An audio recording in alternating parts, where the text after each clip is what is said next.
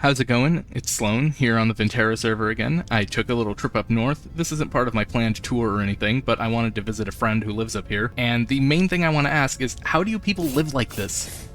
It's so cold! You know, I was out here in the snowy wastes, trekking through, making the 10,000 block journey north, and I crested this hill here, and really, you just cannot miss this entrance. I'm gonna need a light for this. Alder. I have to imagine this took a while, even with stone quarry, and a crazy person lives here. Excuse me. Do we not have the decency to build railings on our bridges? Well, you know what they say, don't look down. This place goes on so far. Wait. And yet, for some reason I feel like I shouldn't be showing this. I'm sorry, is every single lantern in here made of bismuth? Ooh, refrigerated cellar. This is making me think of the start of a dwarf fortress. Not like Lord of the Rings, but like the game. Usually, though, there's 7 of them digging something like this out. Well, guess I'll just make myself comfortable because I have to wait for my friend to get here. I've brought them some vines for making rope because they're way more plentiful down south, and I've brought some plugs so that I can get myself some stone that I don't have back home. Wow, crazy, I teleported back home. Oh, I'll just go up this mountain, get myself some glacier ice. Boom, bear jump scare. I'll see you in a bit. Well, hello, who lives here? I know, I'm going south instead of north. There's a translocator here I want to check before I make the whole trip. Ah, it belongs to Sour One. I hadn't seen them around town. Let's take a little peek around for a bit. Really enjoying what they're doing with the roofs. Very nice custom windows in progress. I'm loving these planters. Certainly another very incomplete project, but I like how it's shaping up. If only I had known it was here. There's our prospective translocator in the distance, somewhere in that ruin. In reality, it's probably going to take me about 4,000 blocks southeast or something. Oh, this thing's already on. Alright. Wow. It's worse than I thought it would be. No, I don't want to be another 8,000 blocks to my south. Thank you, though. Alright, it's been literally 3 hours. That is not the same bear that killed me. Get my things. That's the bear! Alright, no. I'm not leaving. I'm getting revenge. You!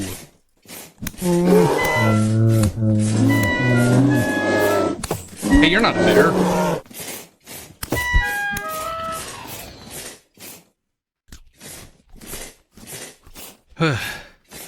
Alright. I know this probably seems like a lot of trouble to go to for some ice, but it'll all be worth it. Now to see if I can get all the way back home alive.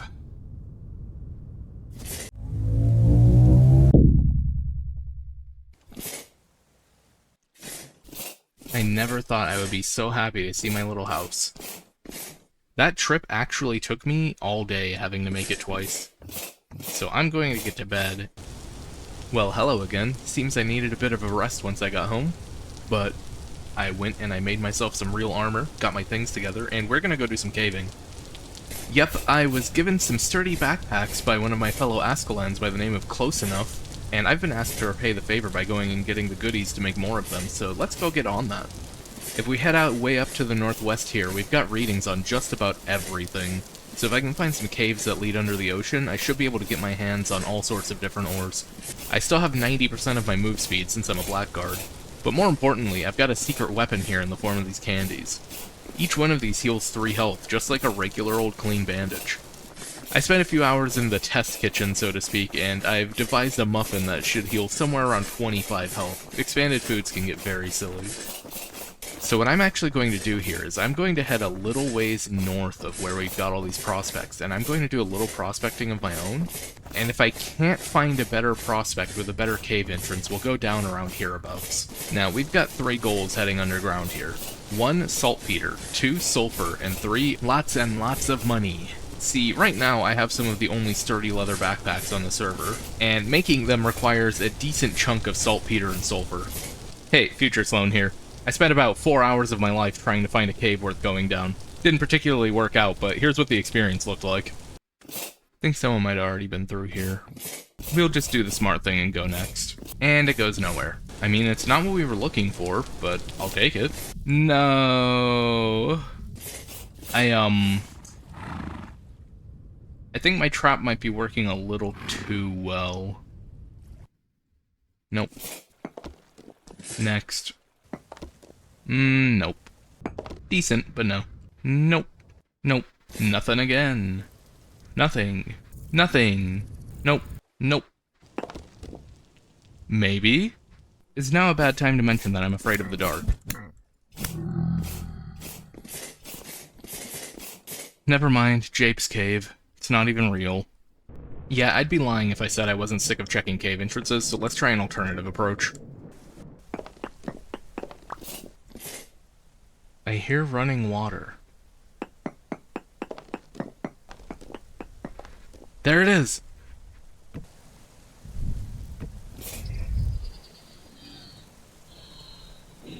Yikes. No nasties falling on my head, please. Oh, wait, I can't mine this with a... Okay, I'll be back. What's wrong with this olive tree? What did they do to you? Okay, close enough wants the chromium, so she gets to come with me. Ooh, sulfur.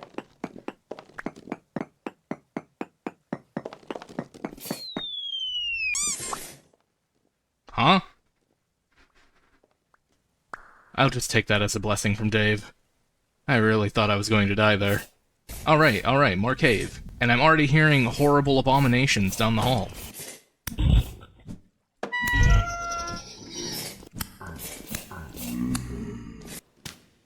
Mark that spot for later.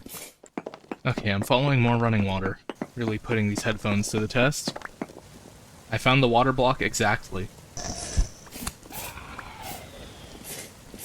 Oh, another cave on the other side of that copper. You're way better at finding these than me, and you keep doing it by accident. If I die, make sure they don't repossess China. Sawblade Locust is trying to get you.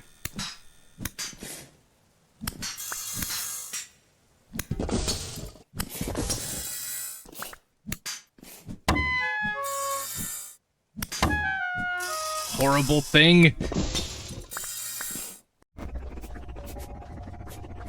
I think I can call that a successful expedition. We got plenty of what we were looking for, but I still crave danger. This sounds like more fun.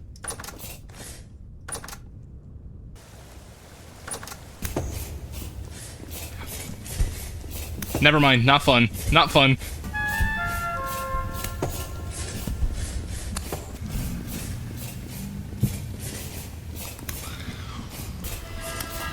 Oh, definitely not fun. Just a moment, just a moment. Just defeated by a simple door. Pitiful. I think I need to go get some blocks. Okay, round 2. Little known tech, but shivers can't actually deal with fences. 7 gears! I could just farm here.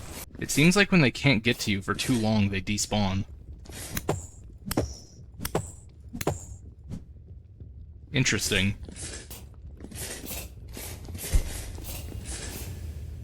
I feel a little more secure with multiple layers to retreat through. But they're disappearing again. I think for this to work how I want, I have to build some sort of funnel. The monsters still need to be able to path to me. Sort of. But that doesn't mean I can't force them into an unfavorable position.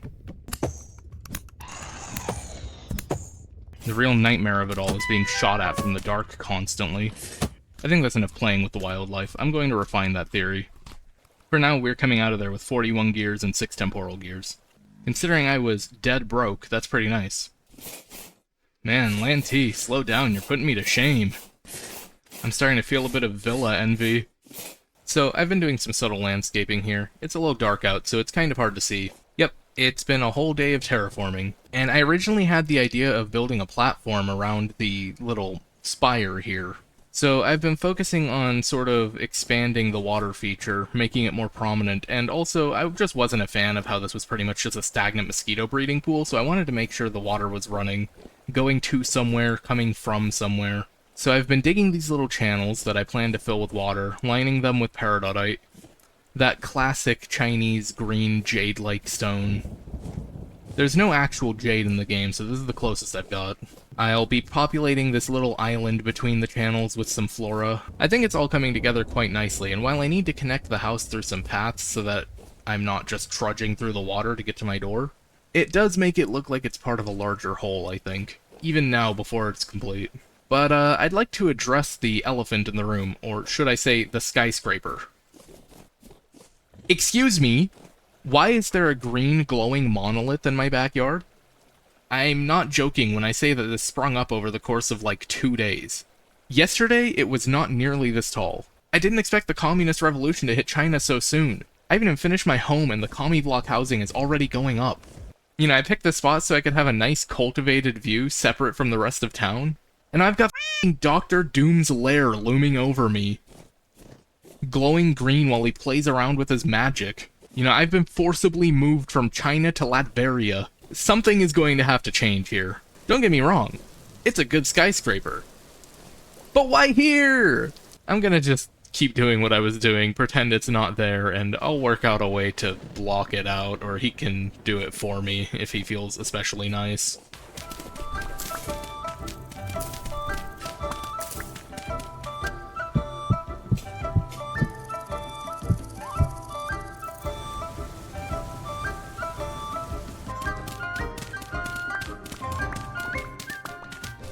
This cures my villa envy somewhat. Yep, I've spent yet another day working on terraforming, and I think it's coming along quite nicely. I'm beginning to realize I need to build some kind of storage structure, but like any painting, you start with the shapes before you move on to the detail, and I didn't want to build anything until I've got everything shaped how I'd like it to be. I'm especially proud of this terraced pool here, and I have no idea what this is called or where it's from, but I know this is a thing. Google is so ungodly useless nowadays, ever since the advent of AI slop. So I promise I'm not baiting comments for engagement here. If anyone knows what this is called, please tell me. I want to be able to look up more reference images. I have a reasonably decent photographic memory, but what I do know is that these big, flat, watery terraces make an appearance in most Chinese media that I can think of. It is a very beautiful terrain feature, and I intend on expanding to include more of them in the area. If nothing happens with Evil Wizard Tower over there, I'll probably have to get on a much larger terraforming project and build up more cliffs to simply block out the view. But I am entirely on board with further isolating and beautifying my build here. So as you can see, I've left plenty of room for adding more detail work up here later on. I want to plant some bamboo in the water, and that takes time to grow, so I couldn't show it this time around. But then the water flows down the cliffside here, runs down these nice smoothed out channels, and pools in our crater here, which is overflowing a little bit, and the bounty of fresh spring water is making the plant life quite happy, which I'm already beginning to illustrate here in front of our home. Then it continues on this way, splits around this little island strip that I've put together so I can add some green into the shape, flows down, and eventually makes its way out to our lake. I've also gotten around to flattening an elevated position so that I can get around to building said storage structure. There's a few designs of more Japanese than Chinese warehouses that I like quite a bit, so I might endeavor to do my best and represent one of those here. I'll put a picture up on screen just to better illustrate what I'm talking about. They're often a two-story affair with bars over the upstairs windows. I would love to have a series of wooden paths to connect everything nicely together, without having to disturb any of the quote-unquote natural landscape I've been building up around here. I want it to all feel relatively pristine, like I found it like this, and built my structures within, rather than conforming the landscape itself around my house. Which, to be fair, is the reality of what's going on here. But it's all about the roleplay. You know, art wants to convey a message. That message doesn't necessarily have to be the whole truth. It just has to make people feel a certain way. I'm afraid it's terminal. You've got shingles. But Dr. House, the patient needs shingles to live. What do you mean, cream clay shingle? I think I forgot to open a hatch. Close is helping me make more shingles. At least I've got some color variety to play around with now, but, shingles take 2. Okay, see, that's what I was hoping for last time. And that's a little walkway done. Now I think we move on to the storage.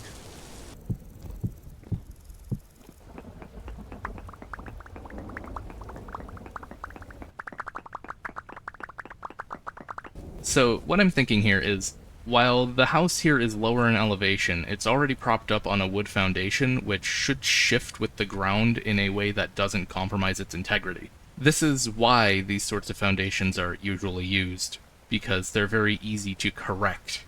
You can literally lift the house up at the corner if it starts to sag in one direction. But because the environment I'm cultivating here is so moist and wet, and I'm already living right next to a lake, the water table is relatively close. And this is going to be a heavier structure, so I'm putting up a stone foundation, and I think I would like the raised look because it gives me more room to play with vegetation around it anyways. I just think this is the right way to go about it. A storehouse like this doesn't necessarily have to be able to last the ages, but it does need to be able to withstand the elements in the relatively immediate term. And a stone foundation dug into the earth is going to stay relatively still, even if the ground gets muddy and slippy. I'm not an engineer, so honestly, I have no idea if I'm even doing this correctly. I just kind of go on vibes based on what I think looks right. But I find that following my gut and going with those vibes usually produces something that looks pretty nice, so I'm gonna keep doing it. Because I'm building a kura, a lot of the time traditional Japanese storehouses would have this separate sort of structure to them, which serves as the almost above-ground cellar. Japan is an island, so it can be kind of hard to build things underground. Everything's sandy and silty. So food storage had to happen primarily above ground. This separate structure here would be attached to the storehouse out of convenience, but also from a more personal standpoint, I think that it'll just break up the monotony of the shape a bit so that I'm not just building a big rectangle. Instead, it'll be a big rectangle with a square stuck to it. I took a short break from working on storage, and when I came back I realized that something wondrous has happened. No longer does the evil, sickly green glow of the monolith loom in my backyard. I'll still probably want to block it out eventually, but as long as it's not Evil Wizard Tower, I'm not too bothered. Yep, I would never want to cramp someone's style too hard, but there were complaints that it didn't particularly fit the style guidelines we'd set for our town. But seeing as its owner is being kind enough to redo the whole thing, I really can't hold it against them. Like, sure, I'm building China on the outskirts here, but I specifically made it so you couldn't see it from town. That thing was a landmark that you could see from pretty much anywhere, so it does probably need to match, I would say. And that seemed to be the general consensus. I've got my roof just about how I'd like it to be, but I will admit that the side of the building is a little bland right now. There are no support beams that are of a color I like for this. I've got gray shingles, gray granite, but I like this monochrome look against the green landscape. The contrast is good, it makes both stand out. Really, I just feel like it needs more of a supporting structure, so what I'm going to do is I'm going to make some polished granite here. And this is a trick that you can do when you're looking for more detail with a low contrast. The polished version of every stone is just a little bit darker than the regular version. It has this well-defined outline which, while primarily useful for tiled floors and the like, also makes it a really good chisel block for details. If I just shave this thing down to a little 4x4 voxel pillar and just glue it together here, you can see that it sort of conforms to the brickwork with the outline, but there's still a very clear cut here.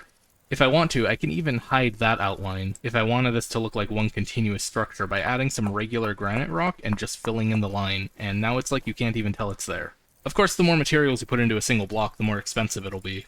But that's the price to pay when working with detail. I have done a very minor amount of texturing here, but I think that some people would think to do a lot of texturing all over to break up the monotony. I think texturing is a trap. But ultimately, I feel like a lot of people texture builds in a way that looks good at a distance, but as soon as you get up close, it looks ugh. It's more of a problem in Minecraft than Vintage Story because you get the fine control of the chisel, but I still feel like the technique can be overused. If you don't know what I mean by texturing, basically texturing is when, say you want to make a blue wall, you could just make a blue wall out of blue concrete, but A solid flat blue wall sounds boring. So you're playing Minecraft, you decide to mix it up. You add a patch of blue wool here, some blue terracotta, maybe even some amethyst shard. Just anything to break it up that's still within the same color palette. And people really tend to overuse gradients in that way when the game already has a perfectly fine lighting engine that creates its own gradients for you. But what I find ends up happening when people do that, if you stand real far back, the build looks great. You've got this beautiful gradient running from base to roof, and then you walk just a little too close to it, and now you've just got cobblestone texture staring at you right in the middle of your beautiful brickwork.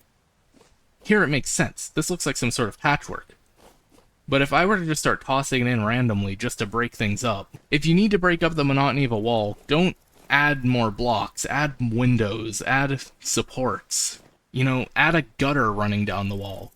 But those are just my surface level thoughts on it. There are definitely appropriate times to get to texturing, to really mix things up, to use everything at your disposal and create a palette instead of simply building with blocks that are what they say.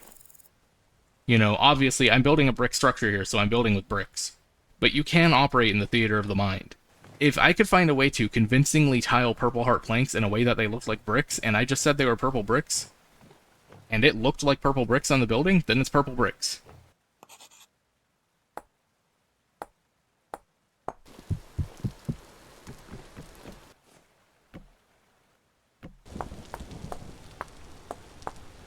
The sun is rising, our kura is done, and I'm quite pleased with myself. I'd say having the two buildings facing each other does a good job of framing what I've been up to with the landscape. If you remember the images I showed earlier, I'm definitely wearing my inspiration on my sleeve a bit here. There's a lot of external decor I could work on to better integrate it into our little valley here. But for now, let's take a tour of the place. I'll start you off with a look at the roof. It's a relatively basic design, but my pantograph is taking quite a beating. But a shallower roof does a better job at dissipating heat, and in a larger building like this, there's a lot more room for surface area to do so. When we come around front, we've got a pair of entryways with gates that can slide closed for when it's, well, closing time. The interior is looking rather cluttered, but I'm honestly just happy to have a place to put all the things that were sitting outside.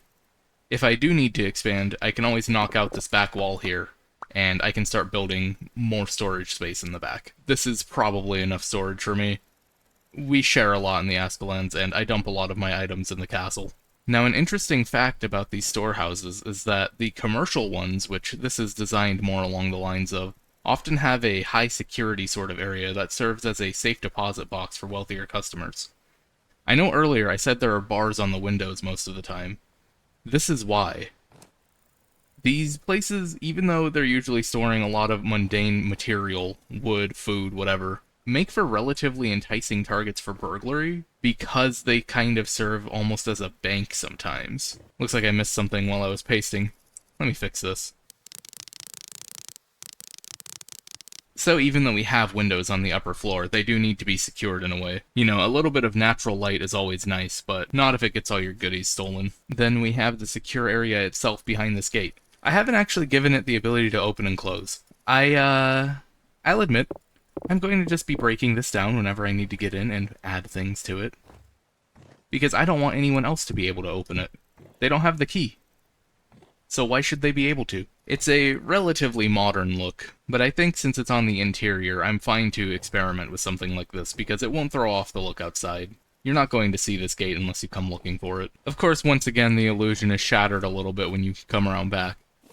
I might be hiding a bunch of quarried stone back here. I think the next thing to do is to add some pathing connecting our builds, and then you can see that I've started on a bit of a staircase here, or rather, the idea of a staircase. Eventually, I want to connect to town and build a sort of entrance to guide people into that iconic view that I keep showing. I just really love how the scene is framed from this spot, so I want to make sure that people come in this way if possible. I remember when I opened up Clip Studio Paint in the last episode, I was standing right about here. As I was doing my landscaping, I just... Fetch me their souls. You scared me so bad, I was recording. Yeah, so I was like, evil. I was practicing my voice over there near the dock. Oh no. Oh, look what I found in a cave. Oh, just disappeared. Huh? I think you're wearing it. How have you done this? Jeez. Is this your punishment for something? Yeah, it looks like it. That's actually the best item I've ever found. This way to place the bodies after. I'm not Breaking Bad. I'm After the not walk, after the dissolving walk people in rounds. acid. One of stone and one of dirt. Hey, Deathfail said he would pretty up the windmill eventually, and then he just built it taller and added a second one. If I have to, I'll just go do it myself. Just do some bombs. I didn't mean like that. I see you've like drawn a lot of people down here. Yeah, I think so. I think I was saying that before. You were saying we need to start Yeah. charging taxes. Yeah, yeah, yeah. Let Not me, fair, like. yeah, let me finish up my recording. Not trying to get rid of you or anything. Just while I still have light, I'll No, yeah. I'll finish my little You didn't tour. get rid of me. Yeah. See ya. Yeah. See ya. See ya. All right. Anyways, yeah, even the best laid plans don't usually survive all that long, and I think if I stuck rigidly to the plan I had originally set, we wouldn't have something anywhere near this nice. So I think next time I'm going to take a little break from building, and the next episode will either come out a lot sooner or a lot later, depending on how much there is for me to look at, because I want to go through and tour the entire server. It's been a couple weeks now, and some of what I've seen already is incredibly impressive, so I want to get a good record of what we've got so far so that I can compare in the coming months. That way we can really enjoy seeing how far everyone has come in the future. But for now, I think this is a pretty good stopping point. I want to thank everyone for how much support I've gotten already. I put that guide together thinking I was making it for 50-ish people playing on the Vinterra server, because I saw a lot of new players joining the Discord. But we're already coming up on 1,000 subscribers, which is crazy to me. I think at the time of recording we're at 730. You know, I've done a good few takes here, and I just can't find the words to express how much I hope you're enjoying what I'm putting out so far. So, I'll just leave it at that. And thanks again. I'll see you next time.